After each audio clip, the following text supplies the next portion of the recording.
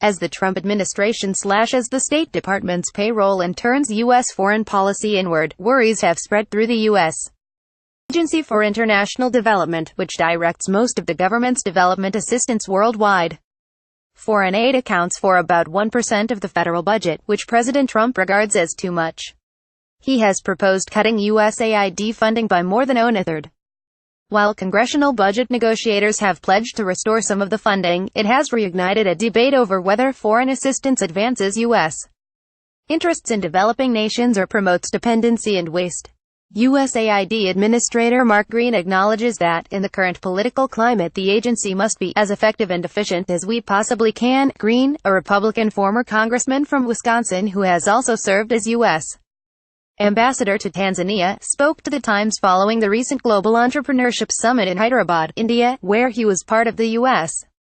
government delegation led by Trump's daughter Ivanka. Following our excerpts of the conversation at the summit, USAID announced a bond in which private companies will invest in health facilities in the Indian state of Rajasthan, and the agency will pay back the investment based on results. Why is this important? It's basically pay for performance. This is the first U.S. government health development impact bond. We're starting to use these concepts more. It causes the private sector to compete, and it's also great because it incentivizes performance. From our perspective, it's golden. It ensures outcomes. Given the increasing skepticism in the U.S. about foreign aid, is this kind of foreign aid model more sellable back home? It's a way of showing people that the development sector wants to push itself to try new things. When I came to this post, I made it very clear that business as usual wasn't going to get the outcomes we wanted. I'm from the Midwest, I'm from the heartland, and I think the skepticism that Americans sometimes have is they believe that commitments are open-ended. With the development impact bond and some of the challenges to the private sector, we're showing that we're changing some of the ways we're doing business and we're demanding results. India is such a good example because it wasn't so long ago that India was a food aid recipient. And here it is an equal partner with the USA as a candidate. Donald Trump suggested that foreign aid was a waste of tax dollars. Have you had to persuade him of USAID's mission? I would draw your attention to his speech at the UN General Assembly, which referenced PEPFAR, the Presidential Global Anti-AIDS Initiative, malaria and the new Women's Entrepreneurship Finance Initiative launched by Ivanka Trump. I thought that was a very good sign. I met President-elect Trump in January, and my pitch to him was very simple. I said, Mr. President, I believe that what we do in development, if done right, can help you achieve just about every one of your strategic priorities. I have only chatted with him once briefly since then, in person, but we've had nothing but support.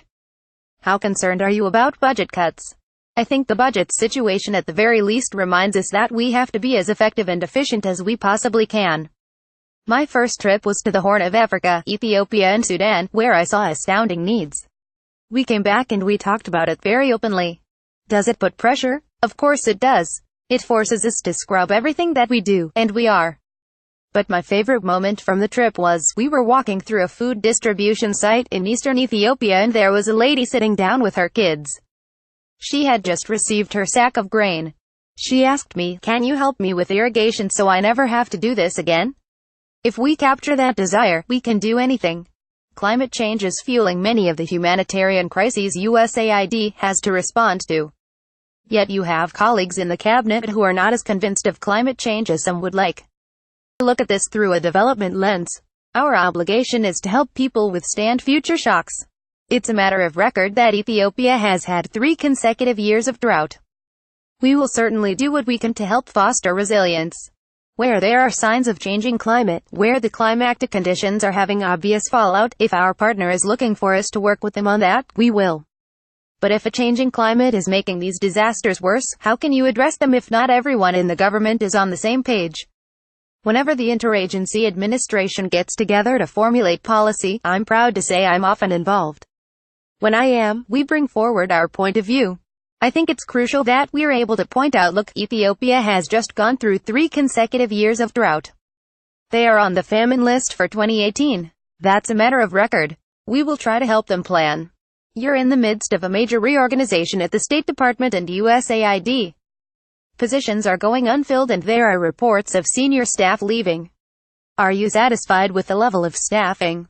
We haven't had people leaving USAID. We are subject to a hiring freeze. What we've tried to do as long as we're under the freeze is to manage our staffing needs the best way we can.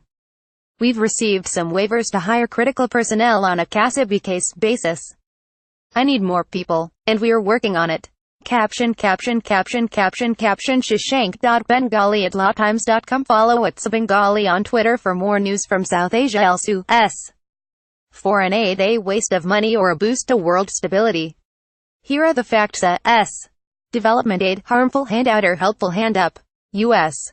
Foreign aid boss highlights success in exit memo, but critics say it's time to overhaul the agency. India Ivanka Trump. U.S. Department of State Donald Trump